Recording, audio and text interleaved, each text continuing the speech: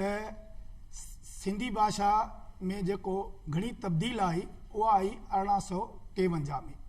13 जुलाई 1853 में जॾहिं सिंध में अंग्रेजनि जो राज हो, उन्हनि जेको आहे इहो फ़ैसिलो कयो त अरबी फ़ारसीअ वारी जेका भाषा लिपि आहे उहा सिंधी भाषा जी लिपि मुक़ररु कई वई सरकारी ऐं स्कूलनि लाइ।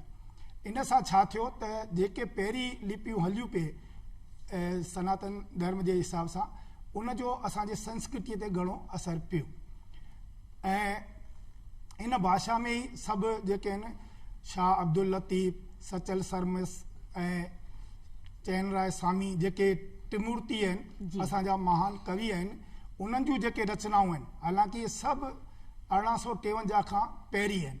शाह अब्दुल लतीफ़ त 1853 खां लॻभॻि 100 साल पहिरीं हिन दुनिया खे छॾे चुका हुआ। ऐं सचल सरमस्त जेके आहिनि उहे 1827 में ऐं चैनराय स्वामी जेके आहिनि उहे 1850 में दुनिया छॾे चुका।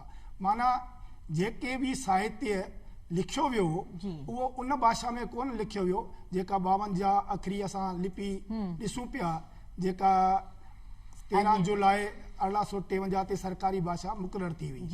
छो त चैनराय स्वामी त लिखंदा हुआ गुरुमुखीअ में, ऐं गुरुमुखीअ में पंहिंजा सिलोक लिखी मटके में विझी छॾींदा हुआ।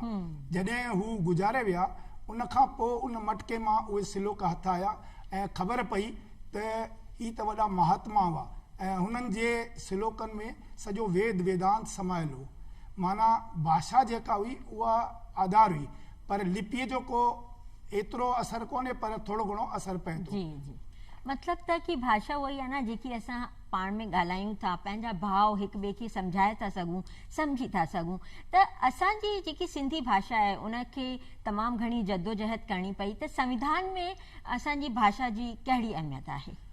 भारत जे संविधान जे अनुच्छेद 29(1) में इहो जेको आहे प्रावधान कयल आहे त भारत में रहंदड़ को बि समूह जंहिंजी भाषा हुजे ऐं लिपि हुजे ऐं पंहिंजी संस्कृति हुजे, माना 3 ॻाल्हियुनि ते ज़ोर ॾिनो वियो आहे, लिपि, भाषा ऐं संस्कृति, त उहे पंहिंजी भाषा खे, लिपिअ खे, संस्कृतिअ खे महफ़ूज़ रखी सघंदा। इहो उन्हनि खे अधिकार ॾिनो वियो आहे। इन लाइ आर्टिकल 30 में इहो प्रावधान कयो वियो आहे त अहिड़ा अल्पसंख्यक जेके भाषाई आहिनि या धर्म जे नाले सां अल्पसंख्यक आहिनि, ॿिन्ही खे इहो अधिकार ॾिनो वियो आहे त हू पंहिंजी संस्कृति, लिपि ऐं भाषा जे अनुसार पंहिंजूं शिक्षण संस्थाऊं खोले सघनि था, उन्हनि जो बंदोबस्त बि करे सघनि था। ऐं आर्टिकल 350 में इहो प्रावधान कयो वियो आहे भारत जे संविधान में त असांखे का अर्ज़ी ॾियणी आहे किथे पंहिंजे पीड़ा लाइ, उनजे पीड़ा जे निवारण लाइ, त असां भारत संघ में जेके भाषाऊं अप्रूव्ड आहिनि या जंहिं राज्य में असांखे रहूं था या जिते जंहिं राज्य में उहा अर्ज़ी ॾियणी आहे उते जेके भाषाऊं अप्रूव्ड आहिनि उन्हनि मां कंहिं बि भाषा में असां पंहिंजी अर्ज़ी ॾेई सघूं था। ऐं राष्ट्रपतिअ खे जेको आहे इहो अधिकार ॾिनो वियो आहे आर्टिकल 350(1)(ब) में त हू हिकु अमलदार मुक़ररु कनि जिन सां जेके भाषाई थोड़ाई वारा आहिनि या अल्पसंख्यक आहिनि भाषाई, उन्हनि जे लाइ प्राइमरी सतह ते मातृभाषा में शिक्षा जो बंदोबस्त कयो वञे। ऐं उन लाइ जेके अमलदार राष्ट्रपति मुक़ररु करे थो, उहो अमलदार पंहिंजियूं रिपोर्ट मोकिलींदो ऐं राष्ट्रपति उन रिपोर्ट खे लोकसभा, राज्यसभा या संबंधित राज्य खे ज़रूरी कार्यवाही लाइ मोकिलींदो। मतलब त असांखे एतिरा सारा अधिकार ऐं असांजे लाइ सुविधाऊं ॾिनियूं वयूं आहिनि पंहिंजी भाषा जे लाइ, ऐं एतिरी जद्दोजहद करण खां पोइ बि असां ॾिसूं था कि असांजी सिंधी भाषा अॼु एतिरी प्रचार प्रसार में न आहे। पर इन खां पहिरीं मां इहो ॼाणणु चाहींदसि कि असांजी सिंधी भाषा खे मान्यता कॾहिं मिली? असांजे सिंधी भाषा खे भारत जे संविधान जे 8वीं अनुसूचीअ में 15वीं भाषा जे रूप में 10 अप्रैल 1967 ते मान्यता मिली हुई। इन जे पुठियां कारण इहो आहे त जीअं ई असांजो मुल्क आज़ादु थियो त पंजाबियुनि खे अधु पंजाब मिलियो, बंगालियुनि खे अधु बंगाल मिलियो, त उन्हनि लाइ प्रांत हो, इन करे 8वीं अनुसूचीअ में उन्हनि जी भाषा खे शामिल कयो वियो। पर सिंध नाले जो को असांखे इलाइक़ो हिंदुस्तान में विरहाङे खां पोइ मिलियो ई कोन। ऐं प्रांतनि जी जेका स्थापना हुई उहा घणो करे भाषा जे आधार ते हुई। इन करे संविधान जी 8 अनुसूचीअ में 14 भाषाऊं जेके उहे शामिल कयूं वयूं। ऐं इहा मां तव्हांखे ॻाल्हि ॿुधायां त विरहाङे खां पहिरीं जेको अंग्रेजनि जो रिपोर्टर हूंदो उन में कुल 13 भाषाऊं अनुमोदित हुयूं, उन में सिंधी भाषा शामिल हुई।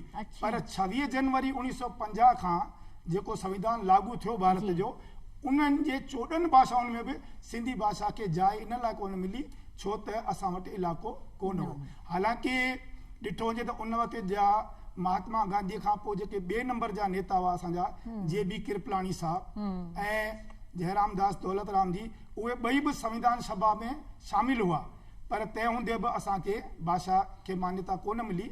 उन जो कारण हिकिड़ो मां ॿियो बि सम्झां थो त 1948 जे पछाड़ीअ में कुझु विद्वाननि सरकार खे इहा वेनती कई त जेको असां सां 1853 में अन्याय थियो हो, असांजी लिपि जेका आहे उहा असांजे मथां थोपी वई हुई, अरबी फारसी लिपि, उनखे हींअर मटे करे देवनागरी लिपि शुरू कई वञे।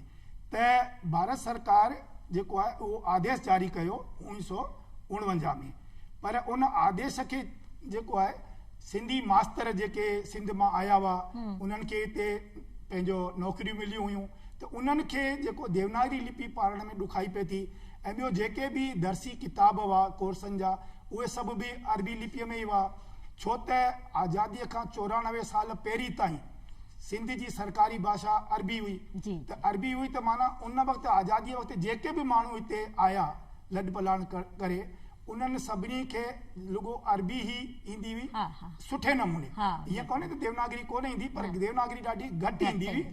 त उन्हनि जेको आहे इन ॻाल्हि जो विरोध कयो ऐं असांजो जेको बर्क बैरिस्टर हुआ राम जेठवलाणी साहब, उन्हनि जे मार्फत उन्हनि हाई कोर्ट बॉम्बे में याचिका लॻाई ऐं उन याचिका में इहो फ़ैसिलो थियो त देवनागरीअ सां गॾु अरबी लिपीअ में बि जेको आहे उहे पढ़ाई जी व्यवस्था कई वञे। माना हिंदुस्तान में हींअर असांजी जेका 15 भाषा आहे 8 अनुसूचीअ में, उन जूं सरकारी तौर से 2 लिपियूं मंजूर आहिनि, अरबी बि ऐं देवनागरी। बिल्कुलु बिल्कुलु। ऐं